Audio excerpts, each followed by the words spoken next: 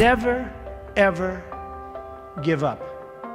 You can change and you can move around, but never, ever give up. I know people that are very smart. They went to the Wharton School of Finance with me. I know other people that aren't as smart, and those people are the top people in industry today, and they just were tougher. They didn't give up. And the smart ones had everything on their plate. They'd always come in with the A+ on the tests and the good boards and everything else. But when they ran into problems, they didn't know how to solve the problems like the guys that weren't as good. And it's very seldom that you see something other than this happen. So never, ever give up. A lot of that is all in the details. You've got to be into the details, because if you're not, they'll come back to haunt you. So oftentimes, life is in the details. Well, business also is in the details. You have to be very careful.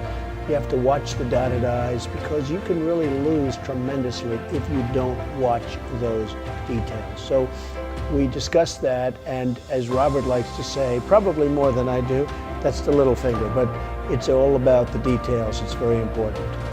You want to be totally focused. You can't take your eye off the ball. When I had troubles in the early 90s, a major article came out, and it said very strongly, everything he touches turns to gold. And I believed it. So I'd go out with models at night, instead of working. But that wasn't good. And I remember I had a big lease coming up, and there was a big show, and I went to the show. I said, don't worry, fellas, you can handle the lease, you'll get it done. Well, I came back, they didn't get it done, and I would have had it done 100%. And then the market crashed in the 90s. So I had trouble, but it was sort of an amazing, I wouldn't want to do it again. It was an amazing test of yourself. Can you handle pressure? How are you under pressure? Are you smart? When everybody's coming at you. The worst employee is a good employee. A bad employee is fine because you fire that person right away. A great employee is phenomenal. You want to keep them and cherish them. They're fantastic. But a good employee, you never sort of fire them, but they never lead you to the next level. They just keep their job. They're sort of too good to be fired, but they're not good enough. You're never going to do great. So I always say, the worst employee isn't a bad employee, it's just a good or average employee. Gary Player, the great golfer, he was a little guy, very little, but he worked really hard.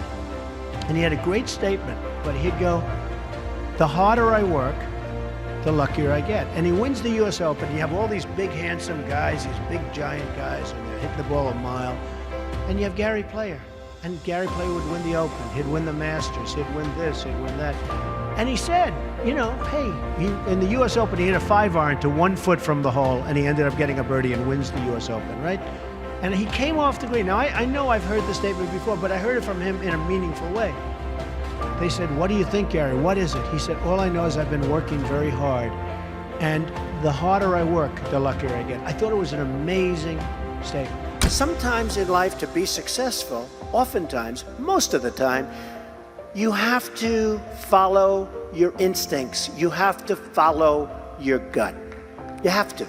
Your parents may say wrong, your whoever may say wrong, but you have to do it. So much of success is seeing yourself as victorious.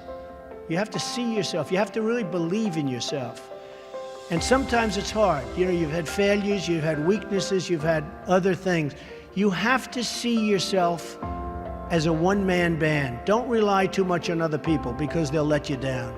You have to see yourself as victorious.